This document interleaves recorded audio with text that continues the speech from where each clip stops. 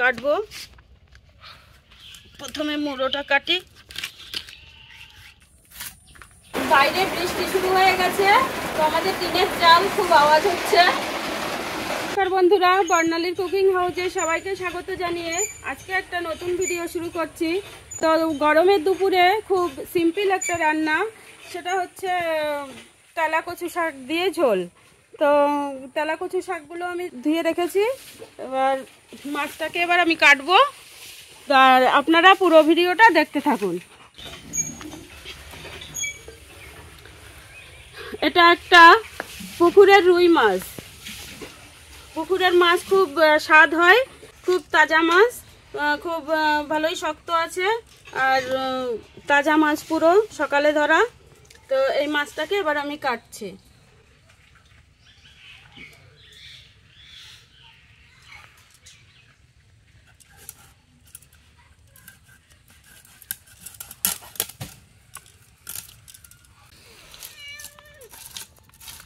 বিড়াল এসে ম্যাও ম্যাও করছে।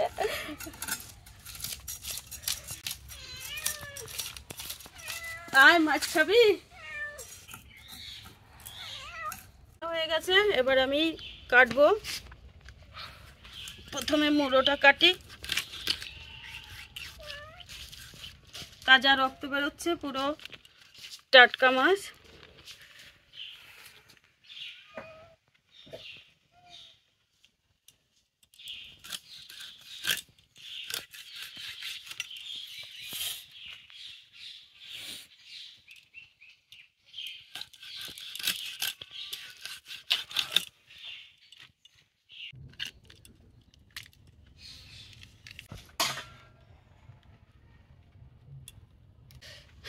মাছটা আমার কাটা হয়ে গেছে, এবার আমি ধুয়ে নিয়ে আসবো। এই পুকুরের মাছ খেতে খুবই স্বাদ ভালো আর মিষ্টি মিষ্টি লাগে, তরকারি খুব স্বাদ হয়। তো বন্ধুরা, আমি মাছগুলোকে পরিষ্কার করে ধুয়ে নিয়ে এসেছি। এবার এই শাকগুলোকে কাটবো। এই শাকগুলো আমাদের গ্রামের বাড়িতে এগুলো কিনতে হয় না, এগুলো হচ্ছে বেড়ায় মাঠে টাটে হয়। তো তুলে নিয়ে এসে আমি এরকম আকর্ষ ছিঁড়েছি।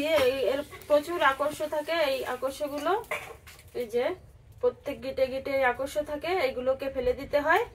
তো আমি কেটে ধুয়ে নিয়ে এসেছি। এবার এগুলোকে ছোট ছোট করে কাটবো। আর এর সঙ্গে দেব আমি দুটো অর্ধেকটা পেঁপে আর 3টে আলু। এটা আমি ছাড়িয়ে রেখেছি, এবার আমি পিস পিস করব।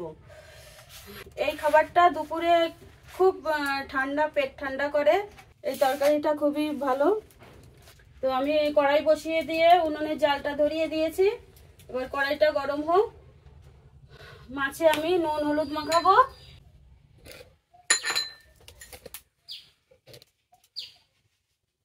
এবার এগুলোকে আমি কেটে নেব।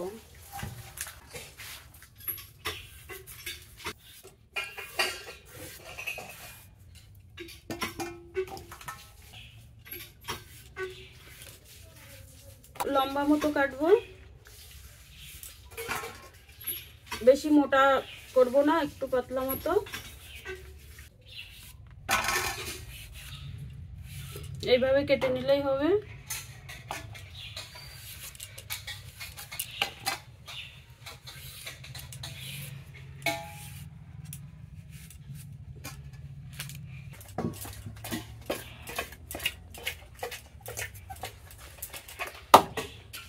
এই শাকটাকে এবার অনেকগুলো একসঙ্গে ধরে এরকম ছোট ছোট করে কাটলে হয়ে যাবে।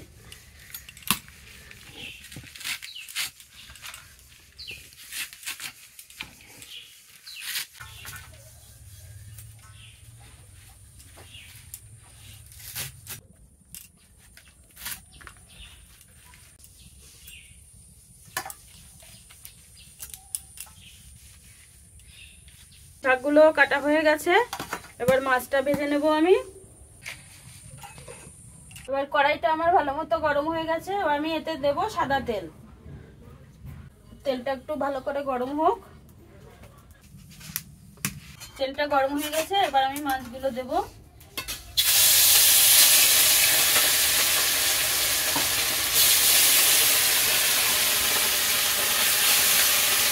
মাছগুলো ভালো করে ভেজে নেব। মাছটা এক পিঠ ভালো করে ভাজা হয়ে গেছে, এবার উল্টে দেব।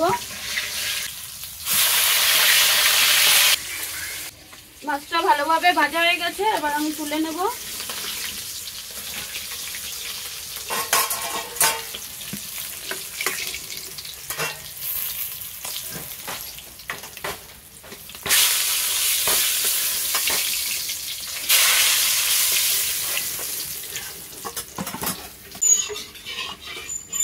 বাকি মাছগুলো ভেজে নেব।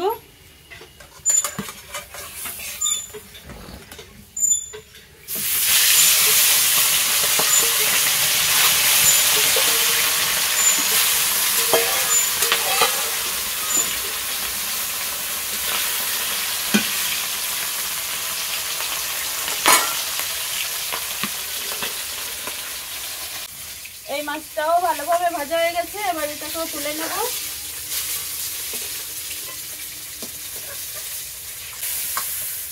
মাছ সব ভাজা হয়ে গেছে, এবার এই মাছ ভাজা তেলের মধ্যে আমি কেটে ধুয়ে রাখা আলু আর পেঁপে একসঙ্গে দিয়ে ভেজে নেব।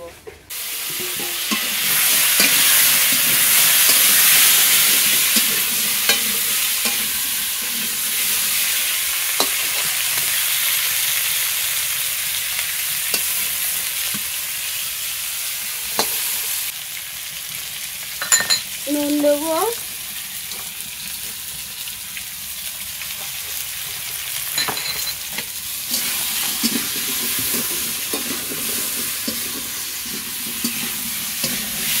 দিয়ে এটাকে ভালোভাবে ভেজে নেব।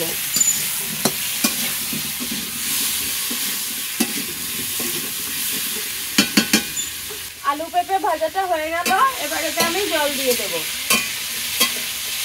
ভালোভাবেই ভাজা হয়ে গেছে, জল দিয়ে দিই। গরম জল দিয়ে দিচ্ছি।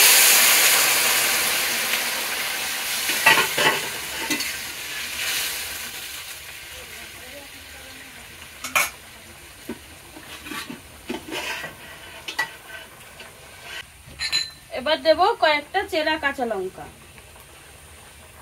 এই কটা চেরা কাঁচা লঙ্কা দিয়ে দিচ্ছি। এবার চাপা দিয়ে দেব। এটা অর্ধেকটা সেদ্ধ হয়ে গেলে তারপরে আমি শাকগুলো দেবো। বাইরে বৃষ্টি শুরু হয়ে গেছে, তো আমাদের টিনের চাল খুব আওয়াজ হচ্ছে। এবার আমি ঢাকনাটা তুলে দেখি আমার পেঁপে আলু কতটা সিদ্ধ হয়েছে।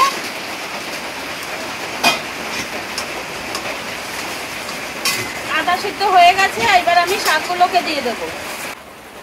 কেটে ধুয়ে রাখা শাকগুলো দিয়ে দিচ্ছি।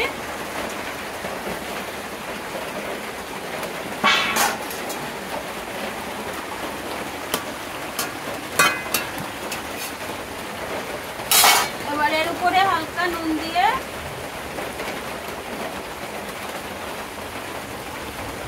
আর 5 মিনিটের মতো আমি আবার ঢাকনাটা দিয়ে রাখবো।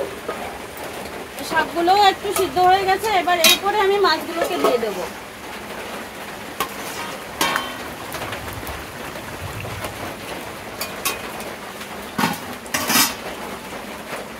আর একটুখানি চাপা দেবো 2 মিনিটের মতো। এবার ঢাকনাটা তুলে দেখি।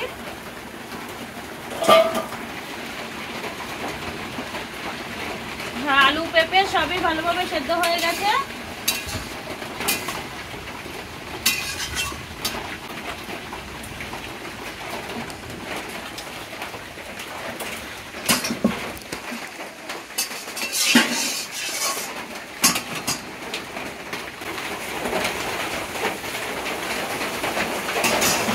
এই তরকারিটা আমি এক সম্বরাই রান্না করিনি, যেহেতু এটা রাঁধুনি দেবো, রাঁধুনির ঘ্রাণটা থাকবে, তাই পরে সম্বরা দিতে হয়। তো এখন আমি সম্বরা দেবো। প্রথমে আমি একটু তেল দিয়ে নেবো কড়াইতে। অল্প করে তেল দিলাম। বাইরে খুবই বৃষ্টি হচ্ছে আর আওয়াজটাও খুব হচ্ছে দিনের পর, তাই কড়াইতে আমি তেল দিয়েছি। তেলের উপরে আমি কিছুটা রাঁধুনি দেবো ফোড়নে। অল্প করে রাঁধুনি ফোড়ন দেবো। আমি সেটা করে রেখেছি, সেই রসুনটাকে আমি তেলে দিয়ে কিছু সময় একটু নেড়ে চেড়ে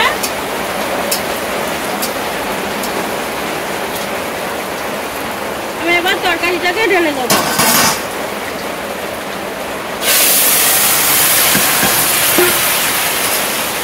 এবার খানিকক্ষণ আমি ফুটিয়ে নামিয়ে দেবো। পাশাপাশি 2-1টা আলু আমি একটু গেলে দেবো।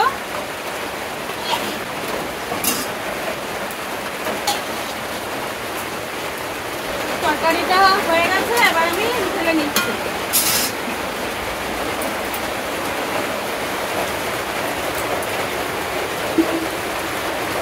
এটা স্বাদ কেমন হয়েছে আমি একটু কয়েকটা ডাটা আর একটু পেঁপে তুলে নিয়ে আমি চোখে দেখছি।